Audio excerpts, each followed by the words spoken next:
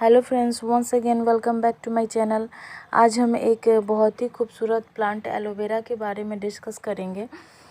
इनकी medicinal value भी काफ़ी अधिक है और इनकी मल्टीपल यूजेस हैं जो हम सब लगभग 90% लोग जानते हैं और इनके यूज़ हम अपने घरों में काफ़ी बेहतरीन ढंग से करते हैं। जैसे एलोवेरा के लिए सबसे पहले इनकी मिट्टी की बात करेंगे हम, तो इन्हें विल्डरनेस सॉइल पसंद है। इन्हें ही नहीं, बाकी भी प्लांट्स को विल्डरनेस सॉइल पसंद है, लेकिन इन्हें खासकर क्योंकि इनकी ये जो स्टेम है वो काफ़ी थिक होती हैं और इनमें वाटर स्टोर रहते हैं और अगर इनकी जड़ें ज़्यादा गहराई तक नहीं जाती हैं तो अगर मिट्टी में मॉइस्चर मेंटेन रहे, उससे ज़्यादा अगर पानी रहेगी तो इसके रूट ख़राब होने के चांसेस रहते हैं। उसके बाद इनकी लीव्स जो हैं वो पीली पड़ के ख़राब हो जाती हैं। और सनलाइट की अगर हम बात करें तो सुबह सुबह की अगर सनलाइट इन्हें आप प्रोवाइड कराएं तो बहुत ही अच्छा रहेगा। कम से कम 2 से 3 घंटे की सनलाइट इन्हें काफ़ी है, वो भी सुबह की। अगर दोपहर की सनलाइट में आप इन्हें रखते हैं तो इनकी लीव्स जो हैं वो ब्राउन होने लगती हैं। जैसे आप हमारे इस प्लांट को देखें कि ये धूप में रह गई थी तो इनकी लीव्स किस तरीके की हो गई हैं।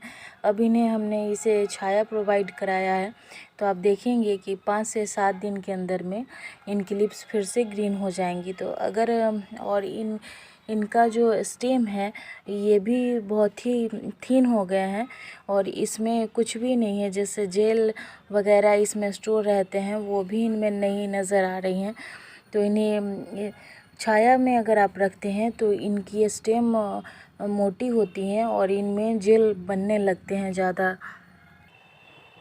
सनलाइट के बाद अब तीसरी बात आ जाती है फर्टिलाइज़र देने की। तो अब अगर आप एलोवेरा को बहुत ज़्यादा ग्रोथ अगर लेना चाहते हैं इनके अगर इस तरीके से आप सिंपली, जैसे हमने कल वीडियो बनाया था इस पे और काफ़ी मेहनत के बाद वीडियो बन चुका था, लेकिन बाद में पता नहीं कैसे डिलीट हो गया। तो कल हमने इन सबको सिंगल सिंगल अलग अलग, जैसे यहाँ पे बहुत सारे पब्स थे, यहाँ पे भी जो आपको, तो इन सबको हमने अलग अलग करके कल इसमें वर्मी कंपोस्ट डाल के इन्हें अलग कर दिया है, क्योंकि ये कंटिन्यूसली ग्रोथ करते रहेंगे और साइड से पब्स जो निकालेंगे तो उन्हें हम फिर से यहाँ पे आप देख रहे होंगे कि छोटे छोटे डिब्बों में इन्हें हमने कल सेपरेट कर दिया ताकि ये अपनी ग्रोथ अच्छे से ले पाएँ। और ये हमारा बड़ा सा गमला है जो 12 इंचेस के हैं। इन्हें हमने कितने सारे प्लांट्स इसमें लगा रखे हैं। कल ही हमने इसमें इसकी रिपोर्टिंग की थी और वर्मी कंपोस्ट सब में एक एक मुट्ठी के हिसाब से हमने दिया हुआ था। तो इसमें विंटर के सीज़न में, जैसे ये प्लांट्स हमारे लगभग 2 साल के हो चुके हैं, तो इसमें विंटर के सीज़न में बहुत ही अच्छे ऑरेंज कलर के फ्लावर्स आते हैं और वो भी फ्लावर्स इसके जो होते हैं वो भी, उनके भी काफ़ी ज़्यादा वैल्यू हैं और उनकी भी इस्तेमाल काफ़ी अधिक होती है। तो अगर इस तरीके से मोटे ब्रांचेज हो जाएं आपके तो इन्हें आप कट करके ना हटाएं, क्योंकि उन्हें अलग सेपरेट कर दें ताकि ये अपने क्वालिटीज़ को और बूस्ट करते रहें और आपको और अच्छी ग्रोथ इनमें देखने को मिलेगी। ये प्लांट अगर आप लगाएंगे तो इसे बहुत ज़्यादा डीप गमले की ज़रूरत नहीं है, जिसकी अगर डीपनेस ज़्यादा होगी तो उससे कोई फ़र्क नहीं पड़ेगा, क्योंकि इसकी विड्थ ज़्यादा होनी चाहिए, चौड़ाई ज़्यादा होनी चाहिए, क्योंकि बहुत ही छोटे से 1 से 2 इंच की इनकी जड़ें जाती हैं, उससे ज़्यादा नहीं जाती हैं। तो इन्हें लंबाई में नहीं बल्कि चौड़ाई वाले गमले में अगर आप शिफ्ट करते हैं तो मल्टीपल उसमें शूट्स निकलेंगे और बहुत सारी एलोवेरा एक बार निकल के रेडी होंगी। तो इनकी अगर हम क्वालिटीज़ की बात कर लें तो क्वालिटीज़ में जैसे हम लेडीज़ लोग हैं या लड़कियां हैं, इनकी बहुत सारी यूजेस करती हैं। जैसे स्किन प्रॉब्लम हो गई, कोई भी स्किन में दाग धब्बे हो गए, तो इनकी जेल को आप मिल्क और हल्दी के साथ मिलकर अगर आप रेगुलर बेसिस पे लगाते हैं तो स्किन से जितनी भी प्रॉब्लम्स हैं वो धीरे धीरे जाके ख़त्म हो जाती हैं और आपका स्किन बहुत ही शाइनी बनता है। उसके बाद से इसका यूज़ जूस बनाने में भी इसका इस्तेमाल किया जाता है। जैसे किसी को डायबिटीज़ हो गया तो इनके एलोवेरा के जूस बना के भी सप्ताह में 1 दिन अगर पिएं तो डायबिटीज़ लेवल कंट्रोल रहता है। और थर्ड हो गई, जैसे इस तरीके से हमने जितने भी एलोवेरा थे उन्हें ये साइड से कट करके, जैसे हमने बताया कि कल ही हमने इसे रिपोर्ट किया है, तो साइड से इनके जितने भी पॉप्स थे उसे हमने निकाल लिया है। और ये इसकी जेल जो आती हैं इस तरीके की, तो इन्हें आप कम से कम पानी में इस तरीके से करके और इसे 24 आवर के लिए अगर आप छोड़ देते हैं और उसके बाद इनके यूज़ अगर प्लांट में जैसे 10:1 की रेशियो में अगर इनका आप यूज़ करते हैं तो प्लांट्स की ग्रोथ भी काफ़ी फास्ट होगी और रूट रॉट इन सब की समस्या भी इस टाइम पे नहीं रहेगी। और लेकिन इसका इस्तेमाल करने में एक सावधानी आपको बरतनी है। जो अगर बारिश आपके यहाँ कंटिन्यूसली हो रही है तो उसमें आप इसका इस्तेमाल ना करें। इसका इस्तेमाल जब धूप निकल रही हो उस समय आप शाम के टाइम में इसका यूज़ करें आप। तो एक ग्लास मान लेते हैं, अगर 1 ग्लास हम एलोवेरा जेल के इस तरीके के पानी को अगर आप रखते हैं तो उसमें 10 ग्लास की मात्रा में आप 1 ग्लास जेल का इस्तेमाल करें और 10 ग्लास पानी की मात्रा उसमें लगाकर इस तरीके से आप, जैसे इस तरीके की जेल बनेंगी इनकी, तो आप इसका इस्तेमाल आप कर सकते हैं। इससे मिट्टी की उर्वरक क्षमता भी काफ़ी अच्छी बनी रहेगी और पौधे का विकास भी है कंटिन्यूसली बिना किसी रुकावट के होता रहेगा। और अगर आपने इस तरीके से कटिंग लगाया हुआ है तो एक कटिंग में कम से कम वीक में एक बार इस तरीके की जेल वाली पानी आप, जैसे ये सारी हमारी कटिंग्स है तो इसमें 1 टेबल स्पून इस तरीके से आप रखते जाएंगे तो ये काफ़ी हेल्पफुल रहेगा उसकी रूट्स को बनाने में और डेवलप करने में। इस तरीके से आप रखेंगे तो रूट्स बहुत ही जल्दी डेवलप हो जाते हैं और हमारे कटिंग्स बनकर रेडी हो जाते हैं। ऐसे भी कटिंग्स लग जाती हैं लेकिन अगर इनका इस्तेमाल हम करते हैं तो इनकी रूट्स बहुत जल्दी बनकर रेडी होती है और हमारे पास नए नए ढेर सारे प्लांट्स बनकर तैयार हो जाते हैं।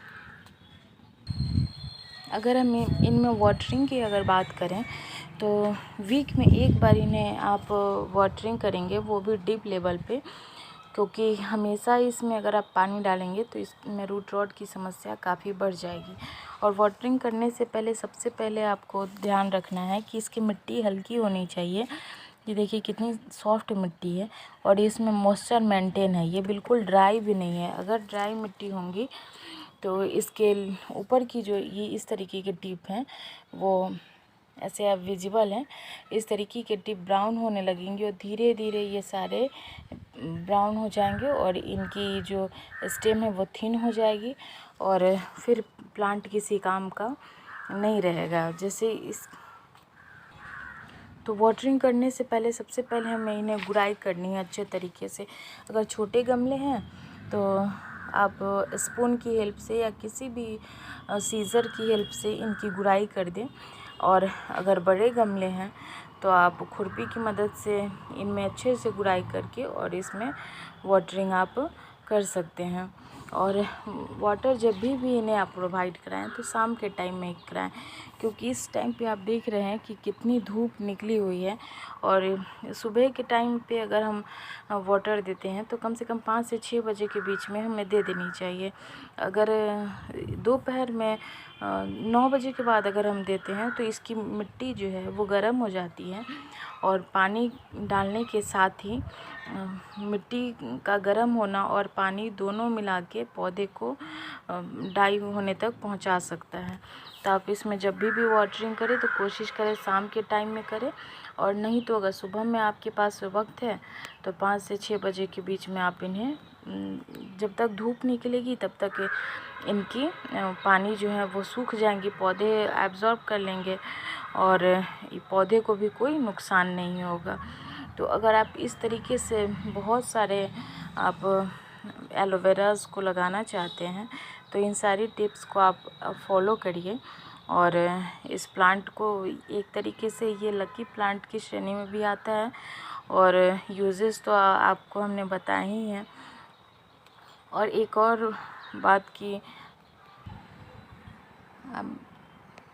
जब बात कर ही रहे हैं तो ये सारे फूलों को आप एक बार देख लें कि कितने अच्छे तरीके से ये फ्लावरिंग कर रहे हैं और एक रो में कितने खूबसूरत लग रहे हैं, जैसे ज़मीन पे लगे होते हैं उस तरीके से ये लगे हुए हैं। और इस तरीके से जो ग्रो बैग्स आती हैं, वो छोटी छोटी ग्रो बैग्स जो होती हैं उन्हें, उसमें हम लोग 6 इंच के ये ग्रो बैग्स है, इसमें भी हमने, जैसे इसमें हमने वेजिटेबल्स के लिए इसे रखा हुआ है, लेकिन फ़िलहाल अभी इतनी गर्मी की वजह से इन सब में वेजिटेबल्स नहीं लगा पा रहे हैं, तो इसमें हमने पोर्टुलाकास लगा दिए हैं। और ये कितनी खूबसूरती के साथ इसमें फ्लावरिंग कर रहे हैं, देख के बिल्कुल मन खुश हो जाता है। और इसमें ये नए नए पॉलिनेटर्स जो हैं इसमें खुद ब खुद इसे नए नए कलर डेवलप कराते रहते हैं। तो इस तरीके से अगर आपने वेजिटेबल लगाया हुआ है तो उसके आमने सामने इस तरीके से फूलों वाले पौधे भी ज़रूर लगाएं। जैसे हमने यहाँ पे वेजिटेबल्स लगाए हैं और इसके जस्ट बगल में हमने फूलों वाले पौधे को रखा है ताकि पॉलिनेटर्स को ये अट्रैक्ट करें, और जो भी फूल कलियाँ बन रही हो वेजिटेबल्स पे तो इसे सेल्फ पॉलिनेट करने की क्षमता हो, क्योंकि हैंड पॉलिनेशन जो है वो थोड़ा सा टफ होता है। एक एक ब्रांचेस को, एक एक वेजिटेबल्स को हम पॉलिनेट नहीं कर सकते हैं, तो इसके लिए इन सारे फूलों का इनके आसपास होना काफ़ी ज़रूरी है। इसके लिए वक्त भी चाहिए होता है, तो आप इन छोटे छोटे टिप्स को आप फॉलो कर सकते हैं इसके लिए। जैसे यहाँ पे हमने बताया कि कल हमने रिपोर्टिंग उसकी की थी, और ये एलोवेरा एक बच गई हैं जिन्हें शाम को आज इन्हें भी अलग कर कर के, इसमें आप देख रहे होंगे मल्टीपल प्लांट्स इसमें निकले हुए हैं। और ये जो बड़े वाले प्लांट्स हैं इनकी ग्रोथ रुक गई है, तो इन बड़े वाले प्लांट्स को हम सेपरेट करेंगे और इन सब को अलग गमले में शिफ्ट करेंगे ताकि ये जाके ग्रोथ कर पाएँ। और इनके आप चाहें तो बायो एंजाइम भी बना सकते हैं, हमने बायो एंजाइम बनाया हुआ है। और बायो एंजाइम बनाने के लिए जैसे हमने छोटे छोटे टुकड़े आपको बताए हैं उस तरीके से करके उसमें 10 और 3 और 1 का रेशियो करके आप बायो एंजाइम बना सकते हैं। जैसे 10 भाग पानी, 3 भाग इसके छोटे छोटे टुकड़े को काट ले और 1 भाग गुड़ को आप किसी भी बोतल में एयर टाइट कंटेनर में आप उन्हें रख ले, और 1-2 रोज़ पे उसके ढक्कन को बार इस तरीके से आप बायो एंजाइम बना सकते हैं। जैसे ये सारा हमारा कंपोस्टिंग एरिया है, यहाँ पे थोड़ी सी मैसी आपको दिख रही होंगी क्योंकि गार्डनिंग ज़रूरी नहीं है कि हर जगह साफ़ सफाई हो। अगर आप खुद से कंपोस्टिंग कर रहे हैं तो इस टाइप का एक एरिया होना चाहिए जहाँ पे आप इस तरीके से तितर बितर करके रख सकें, और एक साइड में आप अपने गमलों को अरेंज करके और डेकोरेट करके आप रख सकते हैं, क्योंकि ये सारे यूज़ की चीज़ें। जैसे यहाँ पे आप देख रहे होंगे कि यहाँ कंपोस्ट हमारी बन रही है, आटे के जो थैलियाँ आती हैं उसमें। और यहाँ पे हमने कल कॉस्कॉम के जो छोटे छोटे पौधे थे उन्हें हमने लगा दिए हैं और ये धीरे धीरे ग्रो करेंगे और नीचे से यहाँ पे कंपोस्ट बन रहे हैं, तो ये प्लांट्स को न्यूट्रिएंट देते रहेंगे। और जब 6 महीने बाद इन बोरियों को हम हटाएंगे तो इसमें अच्छे कंपोस्ट भी बनकर निकलेंगे और हमारे पौधे फ्लावरिंग स्टेज पे भी आ जाएंगे। ये सारे ऐसे पौधे हैं जो आपको विंटर में फ्लावरिंग करेंगे। फ़िलहाल इनकी आप सीडलिंग लगा सकते हैं। तो अगर आप सीड्स से इन सबको रेडी करना चाहते हैं तो आप इन्हें ज़रूर लगाइए। और यहाँ पे हमने कुछ टाइम पहले कुछ कटिंग्स लगाई थी, इनकी न्यू लीव्स आपको दिख रही होंगी। और कटिंग्स लगाने के लिए आप बड़े से छोटे पॉट का इस्तेमाल कर सकते हैं। यहाँ पे जैसे ही हमारे पेंट के डिब्बे खाली पड़े थे तो इसमें हमने कटिंग्स लगा दिया है। और कटिंग्स लगाने के बाद आप बहुत हड़बड़ी ना करें,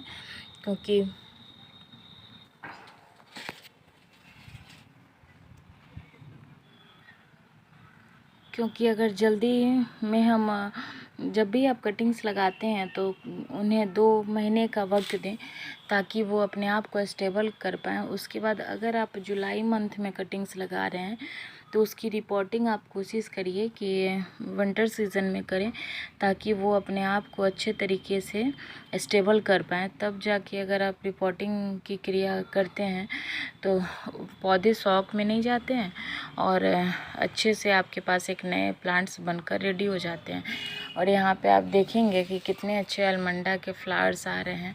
और इस तरीके से आप जब बैठ के इन फ्लावर्स को आप देखते हैं तो आप हर तरीके के स्ट्रेस को भूल के आप इनमें लग जाते हैं। तो प्लांट्स लगाना हमारे लिए बेहद ज़रूरी है, अपने आप को हील करने का एक बहुत ही अच्छा साधन है।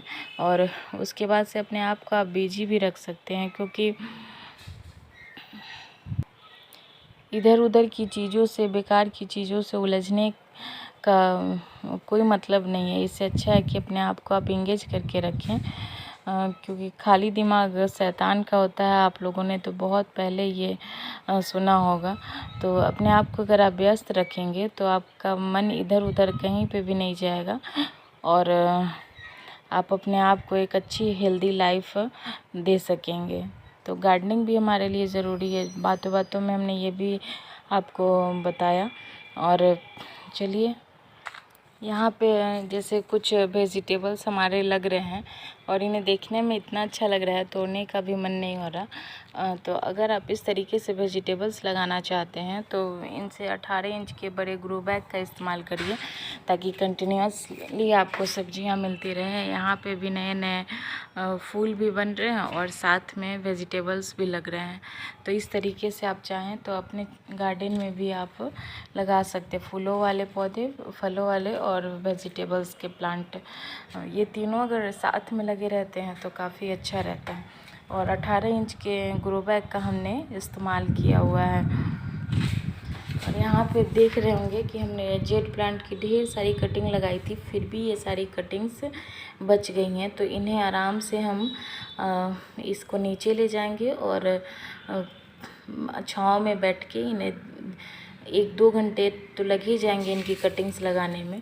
तो इन्हें आराम से हम कटिंग्स लगाएंगे, कोई हड़बड़ी नहीं करेंगे, क्योंकि कटिंग्स लगाने के दौरान अगर यहाँ से ये डैमेज हो जाते हैं तो फिर आपके प्लांट्स नहीं बन पाएंगे अच्छे और कटिंग्स भी नहीं लग पाएगी। तो कटिंग्स लगाने में भी आप कोई हड़बड़ी ना करें। अगर आपके पास वक्त नहीं है तो इन्हें छोड़ दें, जब टाइम मिले तभी आप करें। इन सबको नीचे ले जाके आराम से, ये छोटी छोटी इसकी कटिंग्स भी लग जाती हैं। तो जेड प्लांट को जितना ये इजी टू ग्रो है उतना ही इसकी कटिंग लगाना भी काफ़ी टफ़ है, क्योंकि इतने छोटे छोटे प्लांट्स को लगाना थोड़ा सा मुश्किल हो जाता है। बड़े प्लांट्स की कटिंग तो आसानी से हम कहीं भी लगाते लग जाती हैं, लेकिन इन्हें अरेंज करना काफ़ी मुश्किल होता है। लेकिन फिर जब एक बार लग जाए तो ये अच्छे से ग्रो होते रहते हैं। चलिए, हमारी वीडियोस अगर आपको पसंद आई हो तो इस चैनल को लाइक शेयर एंड सब्सक्राइब कीजिएगा। बाकी आप लोगों का सपोर्ट कंटिन्यूसली मिलने की वजह से ही हम यहाँ तक पहुँच पाए हैं और उम्मीद करते हैं कि आगे भी आप अपना सपोर्ट बनाए रखिए। Thank you so much for watching. Take care.